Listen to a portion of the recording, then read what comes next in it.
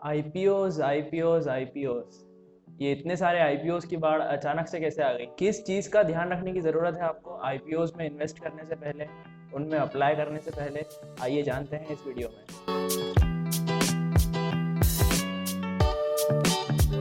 नमस्कार दोस्तों, मेरा नाम है एकांश और इस वीडियो में हम बात करने वाले हैं आईपीओज में इन्वेस्ट करने के पहले आपको किन चीज़ों का ध्यान रखना चाहिए और ये कैसे काम करता है। भाई, हैप्पीएस्ट माइंड तो चले गया, अब आ चुका है राउट मोबाइल का, अगले हफ्ते आने वाला है यूटीआई एएमसी का, उसके बाद आने वाला है एलआईसी का और फिर आने वाला है एंजल ब्रोकिंग का।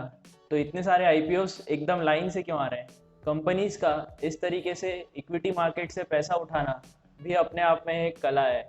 इसके लिए काफ़ी ज़्यादा माहौल क्रिएट करा जाता है, स्टॉक मार्केट को हाइप किया जाता है, आईपीओस को हाइप किया जाता है, पब्लिसिटी करी जाती है, पेड मीडिया का यूज़ किया जाता है, सोशल मीडिया का यूज़ किया जाता है इसको हाइप करने के लिए और इसको अच्छा बताने के लिए कि मार्केट के अंदर काफ़ी ज़्यादा चीज़ें सही है और काफ़ी ज़्यादा बूम हो रहा है ये बाजार। जैसे ही कोई कंपनी अपना एक सक्सेसफुल आईपीओ लेके आती है, उससे काफ़ी ज़्यादा दूसरी कंपनीज को भी एक बेनिफिट मिलता है, क्योंकि सबसे पहले वो चेक करते हैं उस कंपनी के प्रति लोगों का माहौल कैसा था, मार्केट का बिहेवियर कैसा था, उस कंपनी को प्रीमियम लिस्टिंग मिली है या नहीं मिली है, उसका वैल्यूएशन कैसा मिला है। उस तरीके से दूसरी कंपनी भी सोचती है कि अगर माहौल अच्छा है इक्विटी शेयर बाजार का, तो वो अपना भी आईपीओ लेके आए और उसे अच्छे प्राइस पे लिस्ट करा सके एक अच्छी वैल्यूएशन को पाने के लिए। अब ये बात ठीक उसी तरह से हो जाती है जैसे कि लोग बोलते हैं बहती गंगा में हाथ धो लेना। तो एक अच्छी कंपनी का आईपीओ आता है, उसके साथ साथ काफ़ी सारी दूसरी कंपनीज जो है वो भी अपना आईपीओ लेके आती है ताकि उनको एक अच्छा वैल्यूएशन मिल सके, उनकी कंपनी एक अच्छे वैल्यूएशन पे लिस्ट हो सके। तो जो ये आईपीओ का मार्केट है ये काफ़ी ज़्यादा ग्लूमी हो सकता है अगर आपको इसके इन्स एंड आउट्स नहीं पता हो। तो आइए जानते हैं कि क्या क्या चीज़ों का आपको ध्यान रखना चाहिए एक आईपीओ में इन्वेस्ट करने के पहले। कभी भी आप कोई आईपीओ के अंदर इन्वेस्ट करें तो उस कंपनी के बारे में पूरी की पूरी जानकारी लें, उसके बारे में काफ़ी ज़्यादा रिसर्च करें, उसके बारे में पढ़ें, उसका वैल्यूएशन देखें, उस कंपनी से रिलेटेड जो फाउंडर ग्रुप है या जो उनके प्रमोटर्स है उनके बारे में जानने की कोशिश करें कि वो कौन लोग हैं, किस बैकग्राउंड से आते हैं और उनका क्या ऑब्जेक्टिव है फंड रेज करने का। दूसरी बात यह है कि कोई भी कंपनी है अगर उसको कैपिटल की ज़रूरत है, फंड रेज करने की ज़रूरत है, तो वो डेट से भी कर सकती है, कोई भी बैंक से लोन लेके अपने बॉन्ड इशू करके, या फिर इक्विटी से भी कर सकती है अपने आईपीओस लाके। लेकिन ज़्यादातर कंपनीज अपने आईपीओस लाती है या कोई कंपनी डेट लेती है, वो किस चीज़ पे डिपेंड करता है? तो पहली चीज़ वो डिपेंड करता है इंटरेस्ट रेट पे। अगर कोई कंपनी है उसे इजीली कोई लोन मिल रहा है और काफ़ी कम इंटरेस्ट रेट पे मिल रहा है, तो ऑब्वियस सी बात है वो डेट के लिए जाएगी instead of sharing their equity to the share holders. अब आज के समय की बात करते हैं। आज जो है बैंक्स जो है काफ़ी ज़्यादा डर रहे हैं लोन देने के लिए कोई भी कंपनी को। लॉकडाउन की सिचुएशन से काफ़ी ज़्यादा बिजनेसेस जो हैं वो ठप हुए पड़े हैं।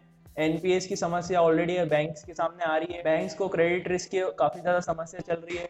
तो ऐसे में जो काफ़ी ज़्यादा अच्छे बैंक्स हैं वो अवॉइड कर रहे हैं कंपनीज को लोन देना ताकि उनकी जो एनपीएस है वो कम हो सके। तो उनके पास दूसरा ऑप्शन बचता है इक्विटी, इसलिए वो आते हैं इक्विटी शेयर बाजार में ताकि वहाँ से वो फंड रेज कर सकें और अपनी कंपनीज को अच्छे वैल्यूएशन पे लिस्ट कर सकें। तो चलो यार, अब बात कर लेते हैं कि आपको किन किन पैरामीटर्स का, किन किन चीज़ों का ध्यान रखने की ज़रूरत है एक आईपीओ में इन्वेस्ट करने के पहले।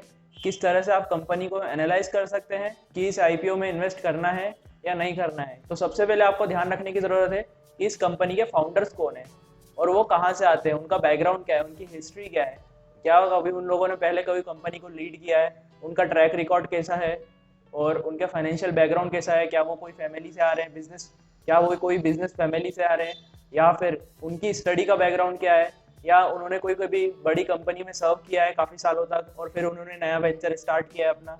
तो आपको इन सब पैरामीटर्स का ध्यान रखना पड़ेगा। साथ ही साथ इस चीज़ का भी ध्यान रखें कि जो उनका सर्विंग पीरियड था किसी और कंपनी में या उनका जो पुराना बैकग्राउंड है उसके अंदर उनका ट्रैक रिकॉर्ड कैसा है, उन्होंने कैसी ग्रोथ डिलीवरी करी है या कंपनी के अंदर उनका क्या रोल रहा है उसको ग्रो करने के लिए, या कैसे उन्होंने अपनी कंपनी को आगे बढ़ाया है। तो आप इस चीज़ के ऊपर भी काफ़ी ज़्यादा ध्यान दे सकते हैं। सेकेंड नंबर पे और काफ़ी ज़्यादा इंपॉर्टेंट चीज़ आ जाती है फाइनेंशियल्स। तो हमेशा कंपनी के फाइनेंशियल चेक करना ज़रूरी है। फाइनेंशियल के अंदर आप क्या क्या चेक करेंगे, मैं आपको उसकी भी एक चेकलिस्ट देता हूँ। सबसे पहले आप चेक करेंगे उस कंपनी के ऊपर कोई कर्जा तो नहीं है, कोई डेट तो नहीं है, चाहे वो लॉन्ग टर्म डेट हो चाहे वो शॉर्ट टर्म डेट हो। आपको जानना जरूरी है कि आप जिस कंपनी में इन्वेस्ट कर रहे हैं उसके अंदर कोई डेट तो नहीं है। तो सबसे पहले आप चेक करेंगे उस कंपनी के कर्जे के बारे में। दूसरी चीज आप समझने की कोशिश करेंगे कि उस कंपनी का बिजनेस क्या है, वो पैसे कैसे कमाती है, उनका जो कैश है वो आता कैसे है उन कंपनी के पास, कि उनका रेवेन्यू जनरेशन मॉडल क्या है, कहाँ से पैसा कमाते हैं, वो प्रॉफिट कितना आता है, प्रॉफिट हर साल कितना आ रहा है। आप पिछले सालों का भी रिकॉर्ड उसमें देख सकते हैं कि पिछले 5 सालों में, पिछले 10 सालों में कंपनी ने कैसी ग्रोथ दिखाई है और कैसा कैश जनरेट किया है। फाइनेंशियल्स के अंदर तीसरी चीज आ जाती है उस कंपनी के प्रॉफिट मार्जिन के बारे में। तो कोई भी कंपनी एक प्रोडक्ट को सेल करती है, उस पर कॉस्ट प्राइस होता है और सेलिंग प्राइस होता है, जो उनके बीच का डिफरेंस होता है वो उनका मार्जिन हो जाता है। तो हमेशा ध्यान दें कोई भी कंपनी की प्रॉफिट मार्जिन के ऊपर कि वो कोई भी प्रोडक्ट को सेल करके या अपनी सर्विसेज को सेल करके कितना प्रॉफिट कमा रही है, और टू बी प्रिसाइज कितना प्रॉफिट मार्जिन जनरेट कर रही है। फाइनेंशियल्स के अंदर अगली चीज देखने की जरूरत है कैश फ्लो के बारे में। तो कोई भी कंपनी अगर प्रॉफिट जनरेट कर रही है तो वो कैश में कन्वर्ट हो रहा है या नहीं हो रहा है। कैश फ्लो का सीधा सीधा मतलब है कि अगर आप कोई कंपनी के ओनर है तो आपके जेब में कितने पैसे आ रहे हैं साल के एंड में। अगर आप कोई बिजनेस को ओन करते हैं या आपकी कोई शॉप है तो आपके साल में आप रेवेन्यू जनरेट कर रहे हैं, प्रॉफिट निकाल रहे हैं, प्रॉफिट से जो कैश आ रहा है सब आपके एम्प्लॉयज की सैलरी देने के बाद, आपके शॉप का रेंट देने के बाद, या दूसरे और भी जो भी खर्चे होते हैं, इलेक्ट्रिसिटी बिल वगैरह वगैरह, उसके बाद जो आपके पास हार्ड कैश बच रहा है वो कैश कितना बच रहा है। तो आप हर कंपनी के अंदर ये देखिए कि उसका कैश फ्लो कैसा है और वो कैश का करती क्या है। देखिए कैश कमाना एक अलग चीज हो जाती है और दूसरी चीज हो जाती है उस कैश को यूज करना। क्या वो कंपनी जो कैश कमाया है उसको अपने बिजनेस में वापस री इन्वेस्ट कर रही है, या फिर वो उस बिजनेस से कुछ अलग एसेट्स खरीद रही है, या फिर वो केपेक्स कर रही है, कोई फैक्ट्री में इन्वेस्ट कर रही है, या अपने जो बिजनेस है उसको एक्सपांड करने की कोशिश कर रही है। तो वो हार्ड कैश जो अर्न कर रही है उससे कर क्या रही है। हिस्ट्री में ऐसा देखा गया है कि जो कंपनीज अच्छा कैश होल्ड करती है वो उस कैश को अपने बिजनेस के अंदर री इन्वेस्ट करके या कुछ दूसरे एसेट्स ऐसे क्रिएट करके और भी ज्यादा उसके ऊपर रिटर्न कमा सकते हैं जितना वो अपने एक्चुअल बिजनेस से कमा रहे हैं। तो प्लीज इस चीज के ऊपर ध्यान रखें कि फ्री कैश फ्लोज कहाँ जाते हैं, उसका क्या यूज होता है, क्या वो प्रमोटर की जेब में जाता है और प्रमोटर उससे अपनी लग्जरी लाइफ को जीता है, या फिर वो बिजनेस के अंदर जाता है या उसको इन्वेस्ट किया जाता है कहीं पे। अब अगले पॉइंट की बात करते हैं कंपटीशन के बारे में। जो कंपनी में आप इन्वेस्ट करना चाह रहे हैं उस कंपनी का मार्केट के अंदर जो कंपटीशन है वो किस तरीके का है। कोई बड़ी कंपनी उससे कॉम्पीट कर रही है, उसका मॉडल बिजनेस का कैसा है, और जो आप कंपनी में इन्वेस्ट करना चाह रहे हैं जिसका आईपीओ आ रहा है वो कंपनी का मॉडल कैसा है। दोनों को कंपेयर करिए, दोनों की सर्विसेज को कंपेयर करिए, या जो उसके एक्चुअल कस्टमर्स है उनसे आप बात करिए, उसके एम्प्लॉइज अगर कोई आपके रिलेटिव्स में या फ्रेंड्स में हो उनसे आप बात करिए और जानने की कोशिश करिए कि दोनों के बीच में क्या डिफरेंसेस है। और दूसरी कंपैरिजन की बात ये आ जाती है कि उस कंपनी का मोड क्या है, उस कंपनी की स्पेशलिटी क्या है। अगर कोई दूसरी कंपनी भी उसी काम को इजीली कर सकती है तो उस कंपनी में कोई मोड नहीं है, बैरियर टू एंट्री नहीं है। अगर कोई बिजनेस के अंदर इजीली घुस पा रहा है, फॉर एग्जांपल इंश्योरेंस का बिजनेस हो गया, बैंकिंग हो गया, या फिर फार्मास्यूटिकल का बिजनेस हो गया, तो ये जो सारे बिजनेसेस होते हैं इन बिजनेसेस को करने के लिए काफी ज्यादा गवर्नमेंट रेगुलेशंस की, लाइसेंसिंग की जरूरत होती है, और किसी और प्लेयर का इस बिजनेस के अंदर एंटर करना काफी ज्यादा मुश्किल होती है। तो हाई बैरियर टू एंट्री ये सुनिश्चित करती है कि इस कंपनी के अंदर और ज्यादा कंपटीशन नहीं आएगा और इनकी मोट वाली जो सिचुएशन है वो बनी रहेगी। अब अगर कोई कंपनी आईपीओ लेके आ रही है तो इस कंपनी के अंदर ये जानने की कोशिश करिए कि इसके अंदर से फ्रेश इशू कितना है और ऑफर फॉर सेल कितना है। ऑफर फॉर सेल वो होता है जिसके अंदर जो एग्जिस्टिंग प्रमोटर्स हैं, एग्जिस्टिंग शेयर होल्डर्स हैं, वो अपना स्टेक बेच के वहां से बाहर निकल रहे होते हैं। फ्रेश इशू वो होता है जिसके अंदर नए इक्विटी शेयर्स को क्रिएट करके उनका अलॉटमेंट किया जाता है। तो दोनों चीजें आपको कंपेयर करनी पड़ेगी। देखिए ऑफर फॉर सेल भी करना जरूरी है क्योंकि सेबी की गाइडलाइन है कि कोई भी लिस्टेड कंपनी होगी उसके अंदर 75% से कम स्टेक ही हो सकता है कोई भी प्रमोटर का। तो अगर कोई प्रमोटर का 90% स्टेक है या 95% स्टेक है तो वो उसको डाइल्यूट करना ही पड़ेगा ऑफर फॉर सेल के जरिए अपनी कंपनी को लिस्ट करने के लिए। तो आपको देखना पड़ेगा कि जो प्रमोटर है वो अपना कितना परसेंट स्टेक बेच रहे हैं, या कोई दूसरा स्टेक होल्डर है वो भी अपना शेयर बेच रहा है इस कंपनी के अंदर। ये सब चीजें एनालाइज करने के बाद आपको ये देखना पड़ेगा कि इस कंपनी के अंदर आप लॉन्ग टर्म के लिए इन्वेस्ट करना चाहते हैं या सिर्फ लिस्टिंग गेन्स के लिए इन्वेस्ट करना चाहते हैं।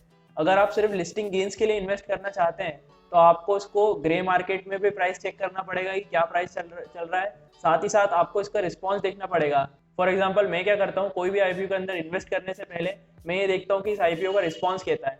तो फर्स्ट 2 दिन जो होते हैं उसके अंदर आप देखिए कि कितना percentage retail investor, institutional investors, QIB या एचएनआई किस तरीके से, किस प्रोपोर्शन में इसके अंदर इन्वेस्ट कर रहे हैं, कितना ओवर सब्सक्रिप्शन हो रहा है या अंडर सब्सक्रिप्शन हो रहा है, उसके अकॉर्डिंग आप इसके अंदर इन्वेस्ट कर सकते हैं। दूसरी चीज, अगर आप इन्वेस्ट करना चाहते हैं लॉन्ग टर्म के लिए तो आपको ये देखने की जरूरत है कि लॉन्ग टर्म पोर्टफोलियो के अंदर रखने लायक कंपनी है या नहीं है। काफी ज्यादा sustainable company, long growth oriented company है या नहीं है, ये देखने के लिए आपको जो ऊपर मैंने पॉइंट्स बताए हैं उसके ऊपर सारे अपने इन डेप्थ एनालिसिस करना पड़ेगा। तो आई होप अब आपको ये चीज समझ में आ गई होगी कि किस तरीके से आपको कोई भी आईपीओ जो आ रहा है उसको एनालाइज करना चाहिए और किस तरह दूसरी कंपनीज को भी एनालाइज करना चाहिए। अगर कोई कंपनी ऑलरेडी लिस्टेड है तो उनको आप ये सब पैरामीटर्स के अंदर चेक कर सकते हैं कि वो कंपनी सस्टेन करने लायक है या नहीं है और आपको उसके अंदर इन्वेस्ट करना चाहिए या नहीं करना चाहिए। तो धन्यवाद दोस्तों ये वीडियो देखने के लिए। प्लीज़ अगर आपको ये वीडियो पसंद आई हो तो लाइक करिए और अपने दोस्तों के साथ शेयर करिए।